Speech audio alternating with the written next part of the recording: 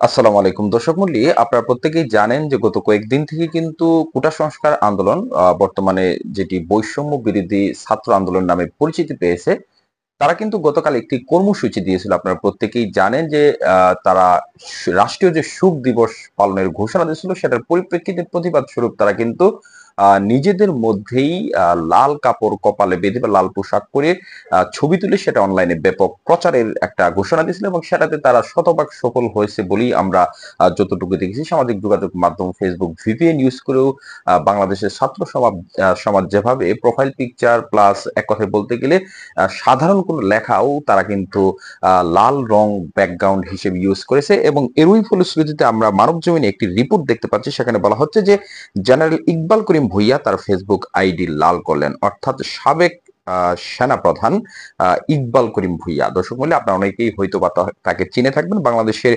সেনাবাহিনীর ইতিহাসে অন্যতম একজন সেরা সেনা প্রধান হিসেবে তার নাম অনেকেই উচ্চারণ করে থাকেন। তিনি কি কারণে এটা করলেন, আমরা আগে রিপোর্টটি পড়ে আপনাদের শোনাই। গতকাল মঙ্গলবার থেকে লাল রক্তে ছেয়ে গেছে ফেসবুক। কারো আইডিতে প্রবেশ করলে যেমন লাল রং দেখা যাচ্ছে, তেমনি কারো পোস্ট দেখতে গেলেও চোখে পড়ছে লাল রং। শিক্ষার্থীদের প্রতি সংহতি প্রকাশ করে দেশ বিদেশের লাখ লাখ বাংলাদেশী নিজেদের প্রোফাইল পিকচার পরিবর্তন করে লাল রং সেটে দিয়েছেন। সাধারণ নাগরিক থেকে শুরু করে নামি দামি অনেক ব্যক্তি, এমনকি বিদেশিরাও এমনটি করেছেন। বাংলাদেশের গুরুত্বপূর্ণ ব্যক্তিদের মধ্যে সাবেক সেনাপ্রধান জেনারেল অবসরপ্রাপ্ত ইকবাল করিম ভুইয়া নিজের ফেসবুক প্রোফাইল পিকচারই নয়, নিজের ফেসবুক কাভার ফটো লাল রং পরিবর্তন করেছেন। মঙ্গলবার দিবাগত রাতে তিনি প্রোফাইল আর কাভার ফটো পরিবর্তন করার পর সেগুলোতে অসংখ্য লাইক করেন নেটিজেনরা।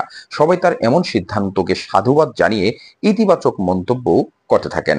উল্লেখ্য, জেনারেল অবসরপ্রাপ্ত ইকবাল করিম ভুইয়ার জন্ম 1957 সালের 2 জুন কুমিল্লায়। কুমিল্লা জিলা স্কুল এবং ফৌজদারহাট ক্যাডেট কলেজে তার পড়ালেখা। 1976 সালে বাংলাদেশ সেনাবাহিনীতে কমিশন পান ইকবাল করিম ভুইয়া। নবম পদাতিক ডিভিশনের অধিনায়কের ভূমিকায় ছিলেন তিনি। ভালো কাজের স্বীকৃতি হিসেবে কুয়েত সরকার তাকে লিবারেশন অব কুয়েত মেডেল প্রদান করে। 2010 সালের মে মাসে তিনি পদোন্নতি পেয়ে লেফটেন্যান্ট জেনারেল হন। 2012 সালে সাবেক সেনাপ্রধান জেনারেল আব্দুল মুবিনের কাছ থেকে সেনাপ্রধানের দায়িত্ব গ্রহণ করেন ইকবাল করিম ভুইয়া। প্রায় 4 দশকের পেশাগত জীবন সেনাবাহিনীকে কর্মনিযুক্ত করেছেন ইকবাল করিম ভুইয়া। 2015 সালের 25শে জুন সেনাপ্রধান হিসেবে অবসরে যান তিনি। দর্শক মণ্ডলী, সাবেক এই সেনাপ্রধান কিন্তু 2015 সালে অবসরে যান, এবং তারপর তাকে নিয়ে তেমন আলোচনা না হলেও হঠাৎ করে ছাত্রদের পাশে দাঁড়িয়ে ছাত্রদের প্রতি সংহতি দিয়ে তিনি যে ফেসবুকের কভার ফটো এবং প্রোফাইল পিকচার লাল করেছেন, এটার পরিপ্রেক্ষিতে কিন্তু আবারও তিনি নতুন করে আলোচনায় এসেছেন। দর্শক মণ্ডলী, আপনারা জানেন যে মানবজমিন অনলাইনে যে পত্রিকা, সেখানে কিন্তু পাঠকের একটা মতামত অংশ রয়েছে। সেখানে আমি কিছু পাঠক এই সংবাদের নিচে কি মতামত প্রকাশ করেছেন সেটা আপনাদের পড়ে শোনাচ্ছি। সেখানে বলা হচ্ছে যে বাংলাদেশ সেনাবাহিনীর সেনাপ্রধান জেনারেল ইকবাল করিম ভুইয়া একজন মহান ও আদর্শ সেনাপ্রধান। তিনি প্রতিটা সেনা সদস্যের অন্তরের কষ্টেও খোঁজ খবর রাখতেন। তিনি সেনাবাহিনীর বৈষম্য দূর করেছেন। আমি বিশ্বাস করি এরকম সেনাবাহিনীতে কিয়ামতের আগে দ্বিতীয় জন আসবে না। অপরদিকে আরেকজন লিখেছেন দাদু বাবু নামে, যদিও এগুলো অনেকটাই ফেক নাম। ভারতের 18 পাতার চুক্তি স্বাক্ষর করিয়া 2014 সালে নির্বাচন সাফল্যের সাথে করিয়া কুইক রেন্টালের মালিক হইয়া মহান জেনারেল সাহেব ফেসবুকে যুদ্ধে নামিলেন। সত্যি এমন জেনারেল দুনিয়াতে বিরল। জয় বাংলা, এরকম কথা বলেছেন। আবার মোহাম্মদ খুকন মোহাম্মদ শাহিদুল ইমর নামের একজন লিখেছেন, বাংলাদেশ সেনাবাহিনী গর্বের ধন সাবেক সেনাপ্রধান জেনারেল ইকবাল করিম ভুইয়া। তিনি সেনাবাহিনীর অফিসারদের সময় বিদ্যা বিষয়ক পাঠ্য বইয়ের লেখক, যা সাধারণ লেখকদের আওতায় বাইরে। তিনি বাংলাদেশ সেনাবাহিনীর মর্যাদার মূর্ত প্রতীক, জীবন্ত কিংবদন্তি। তাহার মতো জেনারেল বাংলাদেশের আসে নাই, আসবে না, এই ধরনের কথা লিখেছেন।